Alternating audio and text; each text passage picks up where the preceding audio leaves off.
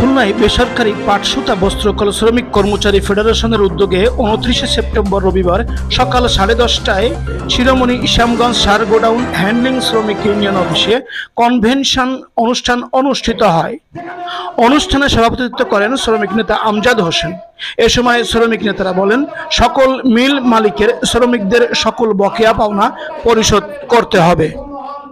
কারা এই মালামাল লুট করেছে, কিভাবে নিয়েছে, কার কাছে বিক্রি করেছে, সবকিছুর তথ্য যেমন আমাদের কাছে আছে, আমাদের কাছে তার ফুটেজও আছে। এই তথাকথিত মামলা দিয়ে বিরোধী দল সহ শ্রমিক আন্দোলনে যারা নেতৃত্ব দিয়েছে, এই মালিক সেই একই কায়দায় আমাদেরকে স্তব্ধ করে দেওয়ার জন্য, নিজের পিঠ বাঁচানোর জন্য মামলার নাটক সাজিয়েছে।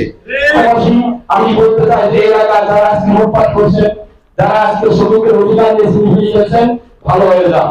এখনো সময় আছে, পূর্বের সংগঠন কর্মের তওবা করে ফিরে আসেন। তা না হলে এই এলাকার সকল শ্রমিক জনতা ঐক্যবদ্ধভাবে আপনাদেরকে প্রতিহত করবে। আর একটা কথা বলবো, মিথ্যা মামলা যা বন্ধ করেন, মামলার যোগ শেষ হয়ে গেছে, মামলার ভয় আমরা পাই না, শ্রমিকরা মামলার ভয় পায় না। নির্যাতিত নিষ্পেষিত শ্রমিকের পাশে যে মন নেতারা আছেন, তারা আসেন দাঁড়ায়, এটি আমরা চাই। আমাদের কোন দাবি রাষ্ট্র ক্ষমতায় যাওয়ার আমাদের কোন দাবি নয়। আমাদের দাবি নির্যাতিত নিষ্পেষিত শ্রমিক। আজকে দেখেন, দীর্ঘদিন ধরে নিষ্পেষিত, আজকে ডিজেল মিলে একই দেশের আইন থাকা সত্ত্বেও তারা পয়সা পেয়ে গেছে। আমাদের শ্রমিকরা ব্যক্তি মালিকানাধীন শ্রমিকরা আমাদের টাকা দেয়, আমাদের রাস্তাতে এসে আন্দোলন সংগ্রাম করে আজকে আমাদের টাকা নিতে হচ্ছে। কত দুঃখজনক। করা সম্ভব না। এই সার গড়ানোর যে জনমতার হয়, এই আপনার পাশে পল্লী বিদ্যুতের যে জনমতার নির্যাতন, চাঁদাবাজি, এর প্রতিরোধ করে তুলতে হবে। এর জন্য আর বিশেষ করে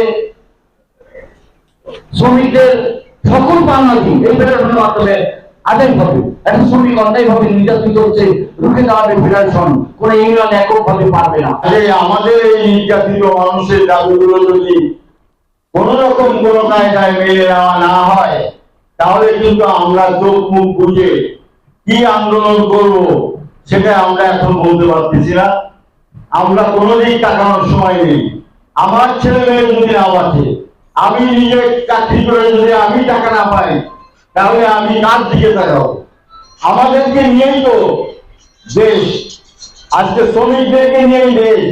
আর শ্রমিকরা নির্যাতিত, নিপীড়িত হবে, অবহেলিত, বঞ্চিত হবে, আর দেশে একটা সরকার থাকবে, সবাই বাহবা দেবে। নো, কোনদিন না, কোন অবস্থায় তাকে বরদাস্ত করা হবে না। আমরা আজকে মিডিয়াম থেকে আলটিমেটাম দিলাম এই সরকারকে, যদি আপনারা 15 দিনের ভিতরে এই ডিসি সাহেব বলেন আমার নাকি পাওয়ার নেই, ওনার নাকি পাওয়ার নেই, আপনাকে আপনার পাওয়ার তৈরি করতে হবে। আপনার পাওয়ার না থাকলে আপনি রিজাইন দেন। খুলনা শিল্প এলাকা, এখানে মিলগুলোকে চালু করতে হবে, শ্রমিকের বকেয়া পয়সা আইন অনুযায়ী দিতে হবে, এটাই স্পষ্ট কথা। M news Bangla.